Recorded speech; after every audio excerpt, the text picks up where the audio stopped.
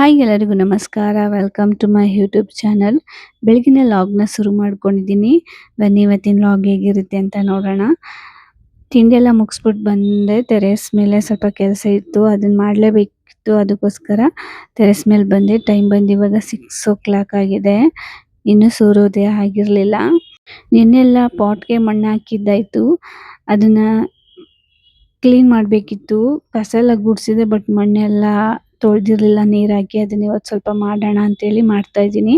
ಕಾಲ್ಗೆ ಮೆತ್ಕೊಂತಾ ಇದ್ವು. ಒಳಗಡೆ ಎಲ್ಲ ಗಲೀಜ್ ಮಾಡಿಡ್ತಾ ಇದ್ವಿ. ನೆನ್ನೆ ಬೆಳಿಗ್ಗೆ ಎದ್ದಿದ ತಕ್ಷಣ ಪಾಟ್‌ಗೆ ಮಣ್ಣು ಹಾಕೋ ಕೆಲಸನ ಶುರು ಮಾಡ್ಕೊಂಡಿದ್ದಾಯ್ತು. ತಿಂಡಿನೂ ಕೂಡ ಮಾಡಕ್ ಹೋಗ್ಲಿಲ್ಲ. ಹೋಟೆಲಿಂದ ತರ್ಸ್ಕೊಂಡು ತಿಂದು ಈ ಕೆಲಸ ಎಲ್ಲ ಮುಗಿಸ್ದೆ. ಒಂದು ತಿಂಗಳು ಕುರಿ ಪಿಕ್ಕ ಮತ್ತೆ ಮಣ್ಣು ಎರಡನ್ನೂ ಮಿಕ್ಸ್ ಮಾಡಿ ಇಟ್ಬಿಟ್ಟಿದ್ದೆ. ರಸದಲ್ಲಿ ಮಾಡ್ಕೊಳ್ಳೋಣ ಅನ್ಕೊಂಡಿದ್ದೆ. ಅದೇ ರಸದಲ್ಲಿ ಅಮ್ಮನ ಮನೆ ಟ್ರಿಪ್ಪು ಅಂತೇಳಿ ಮಾಡೋಕ್ಕಾಗಿರ್ಲಿಲ್ಲ. ಇವತ್ತು ಮಾಡಲೇಬೇಕು ಅಂತೇಳಿ ಕುತ್ಕೊಂಡು ಮಾಡಿದ್ದಾಯ್ತು ನಿನ್ನೆ. ಅದಕ್ಕೆ ಇವತ್ತು ಸ್ವಲ್ಪ ಕ್ಲೀನ್ ಮಾಡ್ಬಿಡೋಣ ಅಂತೇಳಿ ಮಾಡ್ತಾ ಇದ್ದೀನಿ.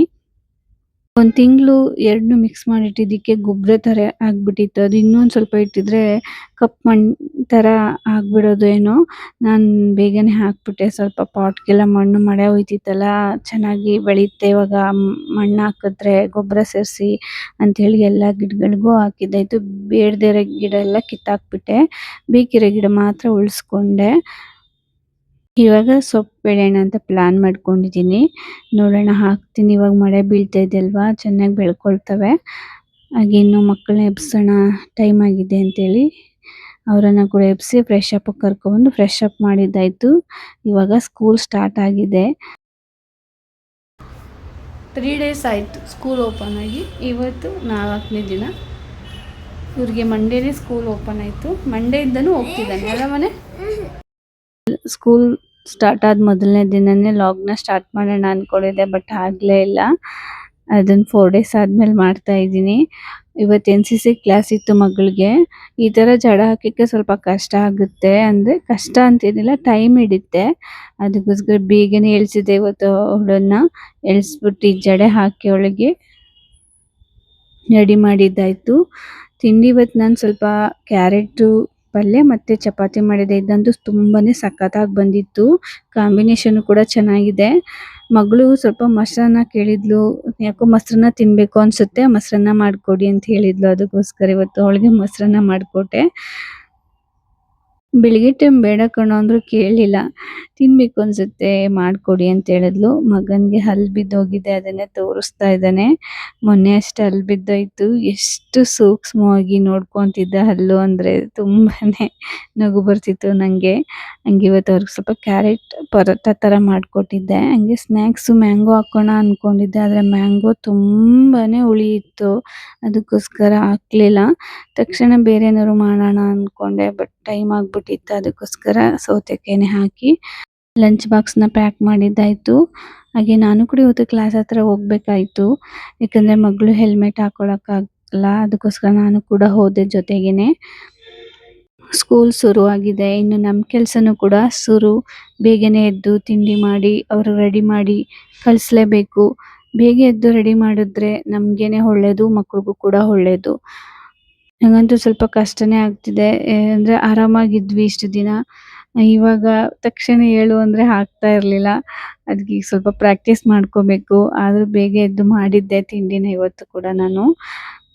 ಮಗನ ಕ್ಲಾಸ್ ಹತ್ರ ಬಿಟ್ಟು ಬರುವಾಗ ನೇರಳೆಹಣ್ಣು ಕಿತ್ಕೊಂಡು ಬಂದಿದ್ದೆ. ಈಗ ನೇರಳೆಹಣ್ಣು ಸೀಸನ್ನು, ಆದ್ದರಿಂದ ನೇರಳೆಹಣ್ಣನ್ನ ಚೆನ್ನಾಗಿ ತಿನ್ನಿ.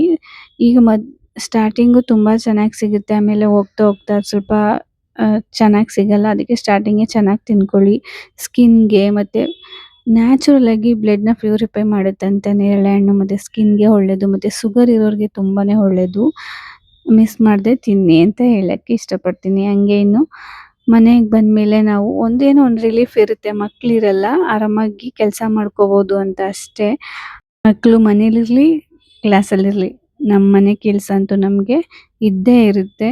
ಅದಂತೂ ಕಡಿಮೆ ಆಗೋಕ್ಕೆ ಚಾನ್ಸೇ ಇಲ್ಲ. ಒಂದಾದ್ಮೇಲೆ ಒಂದು ಕ್ಯೂವಲ್ಲಿ ನಿಂತ್ಕೊಂಡಿರ್ತವೆ. ಸೊ ನಾವು ಅದನ್ನು ಹ್ಯಾಪಿಯಾಗಿ ಮಾಡಬೇಕು ಅಷ್ಟೇ. ನಾವು ಮಾಡಿ ಮುಗಿಸಿದ್ಮೇಲೆ ಒಂದು ಹ್ಯಾಪಿನೆಸ್ ಸಿಗುತ್ತೆ ನೋಡಿ. ಅದಕ್ಕೋಸ್ಕರನಾದರೂ ನಾವು ಕೆಲಸ ಮಾಡಲೇಬೇಕು. ಅದಕ್ಕೋಸ್ಕರ ಅಂತನಲ್ಲ, ನಮ್ಮ ಕರ್ತವ್ಯ ಕೆಲಸ ಮಾಡೋದು. ಸೊ ನಾವು ಮಾಡಲೇಬೇಕು. ಇನ್ನು ರನ್ನಿಂಗ್ ರೇಸ್ ಥರನೇ ಮಾಡಲೇಬೇಕು ಕೆಲಸನ. ಮಕ್ಕಳು ಸ್ಕೂಲಿಗಿಂದ ಮನೆಗೆ ಬರೋ ಅಷ್ಟರಲ್ಲಿ ಇಷ್ಟು ಕೆಲಸನ ಪ್ರತಿಯೊಬ್ಬರು ಮನೆಯಲ್ಲಿ ನೀವು ಮಾಡ್ತಿರ್ತೀರ, ನಾನು ಮಾಡ್ತಾ ಇರ್ತೀನಿ. ಇದೇ ಥರ ಇರುತ್ತೆ ನನ್ನ ಡೈಲಿ ರೊಟೀನ್. ಮಕ್ಕಳನ್ನ ಕ್ಲಾಸಿಗೆ ಕಳಿಸಿದ್ಮೇಲೆ ಕಸ ಗುಡಿಸಿ ಪಾತ್ರೆ ತೊಳೆದಿಟ್ಟು ಫ್ರೆಶ್ ಅಪ್ ಆಗಿ ಇವಾಗ ವಾಷಿಂಗ್ ಮಿಷಿನ್ಗೆ ಬಟ್ಟೆ ಹಾಕ್ತಾಯಿದ್ದೀನಿ. ಇವತ್ತಿನ ಲಾಗ್ ಇದೇ ಆಗಿರುತ್ತೆ. ಜಸ್ಟ್ ಟ್ರಯಲ್ ಅಷ್ಟೇ ಈ ಕೆಲಸಗಳು. ನಮ್ಮ ಮನೆ ಕೆಲಸ ಇನ್ನೂ ಕೂಡ ಇರುತ್ತೆ. ದೇವ್ರ ಪೂಜೆ ಅಂತ ಇದ್ದಾಗಂತೂ ಇನ್ನೂ ಜಾಸ್ತಿ ಕೆಲಸಗಳಿರ್ತವೆ. ನಾವು ಕೂಡ ಅದನ್ನು ಮಾಡೇ ಮಾಡ್ತೀವಿ. ಸುಮ್ಮನೆ ಅಂತೂ ಇರೋಕ್ಕಂತೂ ಹೋಗಲ್ಲ ಅಲ್ವಾ? ಯಾರು ಕೂಡ ಸುಮ್ಮನೆ ಕುತ್ಕೊಂಡು ಕಾಲಹರಣ ಮಾಡಕ್ಕೆ ಹೋಗ್ಬೇಡಿ. ಕೆಲಸ ಮಾಡ್ತಾ ಮಾಡ್ತಾ ಕಾಲಹರಣ ಮಾಡಿ ಅಂತ ಹೇಳಕ್ಕೆ ಇಷ್ಟಪಡ್ತೀನಿ. ಹೆಣ್ಮಕ್ಳಾಗಲಿ ಗಂಡು ಮಕ್ಕಳಾಗಲಿ ಓಡಿ ನಿಲ್ಲಕ್ಕೆ ಹೋಗ್ಬೇಡಿ, ಓಡಿ. ರೆಸ್ಟ್ಗೆ ಅಂತ ಸಮಯ ಇರುತ್ತೆ, ಆವಾಗ ಆರಾಮಾಗಿ ನಿದ್ದೆ ಮಾಡಿ ಹೇಳಿ. ಸೊ ನಾನಿವಾಗ ತರಕಾರಿ ತರಕ್ಕಂತ ಹೋಗಿದ್ದೆ, ತರಕಾರಿ ತೊಗೊಂಡು ಬಂದೆ. ತರಕಾರಿ ಏನು ತಂದಿರಲಿಲ್ಲ ನಾನು, ಕೆಲಸ ಇತ್ತಲ್ಲ ನೆನ್ನೆ ಅಂತೇಳಿ. ನೆನ್ನೆ ತರಬೇಕಿತ್ತು, ತರೋಕ್ಕಾಗಲಿಲ್ಲ. ಇರೋದ್ರಲ್ಲೇ ಮಾಡಿ ಇವತ್ತು ತಿಂಡಿನ ಮಕ್ಕಳಿಗೆ ಕಳಿಸಿದ್ದಾಯಿತು. ತರಕಾರಿ ರೇಟ್ ಅಂತೂ ತುಂಬಾ ಜಾಸ್ತಿ ಇದೆ. ಮಳೆ ಎಲ್ಲ ಊದಿಲ್ವಲ್ಲ ನೋಡಿ, ಅದಕ್ಕೆ ರೈಟ್ ಜಾಸ್ತಿ ಆಗಿಬಿಟ್ಟಿದೆ. ಟೊಮೆಟೊ ರೈಟು ಇವತ್ತು 50 ರೂಪಾಯಿ ಇದೆ. ಕ್ಯಾರೆಟು ಕೂಡ, ಬೀನಿಸು ಕೂಡ ಜಾಸ್ತಿ ರೇಟ್ ಇದೆ. ನಾನು ಸ್ವಲ್ಪ ಮಾತ್ರ ತೊಗೊಂಡು ಬಂದೆ. ಹಂಗೆ ಸ್ವಲ್ಪ ಮಶ್ರೂಮ್ನು ಕೂಡ ತೊಗೊಂಡು ಬಂದಿದ್ದೆ.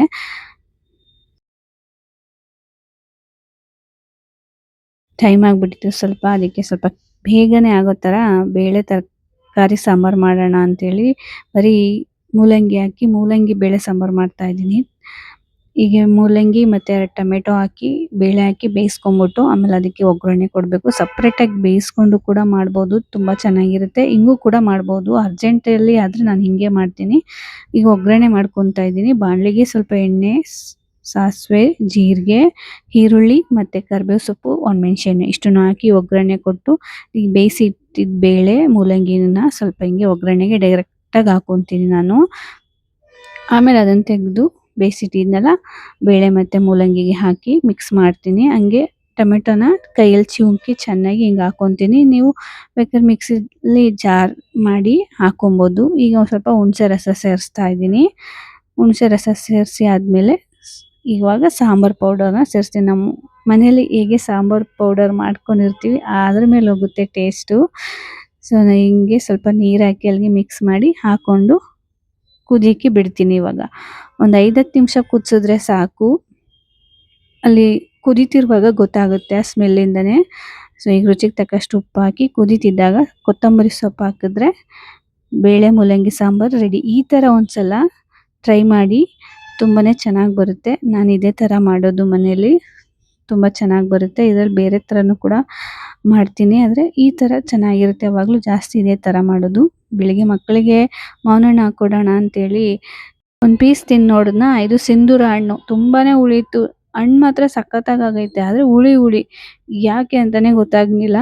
ಸರಿ, ನನಗೆ ಈ ಥರ ಕಟ್ ಮಾಡ್ಕೊಂಡು ತಿನ್ನೋಕ್ಕೆ ಇಷ್ಟ ಇಲ್ಲ. ನಾನು ಜ್ಯೂಸ್ ಮಾಡಿಕೊಂಡು ಕುಡಿಯೋದಂದರೆ ಇಷ್ಟ. ಅಂದರೆ ಜ್ಯೂಸ್ ಅಂದರೆ ಅದು ತೆಳ್ಳಗೆ ಇರಬಾರ್ದು, ಗಟ್ಟಿ ಇರಬೇಕು. ಆ ಥರ ಏನಾದರೂ ಕಟ್ ಮಾಡಿ ಆದಮೇಲೆ ಈ ಥರ ಬೀಜ ಅದು ಕಟ್ ಮಾಡೋಕ್ಕಾಗಲಿಲ್ಲ ಅಂದರೆ ಈ ಥರ ತುರಿಯೋದ್ರಲ್ಲಿ ಸ್ವಲ್ಪ ತುರ್ಕೊಂಡ್ರೆ ಆರಾಮಾಗಿ ಬಂದ್ಬಿಡುತ್ತೆ ಅದು. ಅದಕ್ಕೆ ಸ್ವಲ್ಪ ಶುಗರ್ ಹಾಕಿ ಇದಕ್ಕೆ ಪೇಸ್ಟ್ ಮಾಡ್ಕೊತಾ ಇದ್ದೀನಿ. ನನಗೆ ಈ ಥರ ತಿನ್ನೋಕ್ಕೆ ತುಂಬಾ ಇಷ್ಟಪಡ್ತೀನಿ. ನನಗಂತೂ ತುಂಬಾ ಇಷ್ಟ ಈ ಥರ ತಿನ್ನೋಕ್ಕೆ. ನಾವು ಈ ಸಲನೇ ಮ್ಯಾಂಗೋ ಜಾಸ್ತಿ ತಿಂದೇ ಇಲ್ಲ. ಲಾಸ್ಟ್ ಇಯರ್ ಸಿಕ್ಕಾಪಟ್ಟೆ ತಿಂದಿದ್ವಿ. ಆ ಥರ ಹಣ್ಣು ಈಗ ಸಿಗ್ತಾನೆ ಇಲ್ಲ ಈ ಸಲ ಅನಿಸ್ತಾ ಇದೆ. ಯಾಕಂದರೆ ಮಳೆ ಸರಿಯಾಗಿ ಆಗಿಲ್ವಲ್ಲ, ಅದಕ್ಕೇನೋ ಮಾವಿನ ಹಣ್ಣು ಜಾಸ್ತಿ ಎಲ್ಲೂ ನನಗೂ ಕಾಣಿಸ್ತಾನೆ ಇಲ್ಲ. ಇಲ್ಲಿ ಮಾರೋಕ್ಕೂ ಕೂಡ ಬರ್ತಾ ಇಲ್ಲ ಅಷ್ಟೊಂದು ಜನ. ತಿಂದು ನೋಡಿದೆ, ಆದರೂ ಮತ್ತೆ ಅದೇ ಥರ ಹುಳಿ ಹೊಡಿತಾನೆ ಇತ್ತು. ನಾನು ಜಾಸ್ತಿ ಸಕ್ಕರೆನೂ ಕೂಡ ಹಾಕಲಿಲ್ಲ, ಸ್ವಲ್ಪನೇ ಹಾಕಿ ಮಾಡಿದ್ದಾಯಿತು. ಹಂಗೆ ಮಧ್ಯಾಹ್ನದ ಊಟ ಸಾಂಬಾರು ಮಾತ್ರ ತುಂಬಾ ಚೆನ್ನಾಗಿತ್ತು. ಒಂದ್ಸಲ ಟ್ರೈ ಮಾಡಿ. ಇನ್ನು ಕ್ಲಾಸಿಂದ ಮಕ್ಕಳು ಬಂದಿದ್ರು, ಅವ್ರಿಗೂ ಕೂಡ ಕೊಟ್ಟೆ ತಿನ್ನಕ್ಕೆ ಅಂತೇಳಿ. ಅವ್ರ ರಿಯಾಕ್ಷನ್ ನೋಡಿ ಹೆಂಗಿದೆ ಅಂತ. ಒಂದು ಸ್ಪೂನ್ ತಿನ್ಸು. ಒಂದು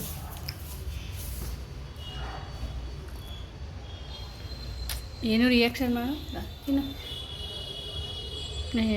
ತಿನ್ಬಿಟ್ಟು ನೀನು ತಿನ್ನಮ್ಮ, ಏನಿಲ್ಲ, ಚೆನ್ನಾಗೈತೆ, ತಿನ್ನಮ್ಮ.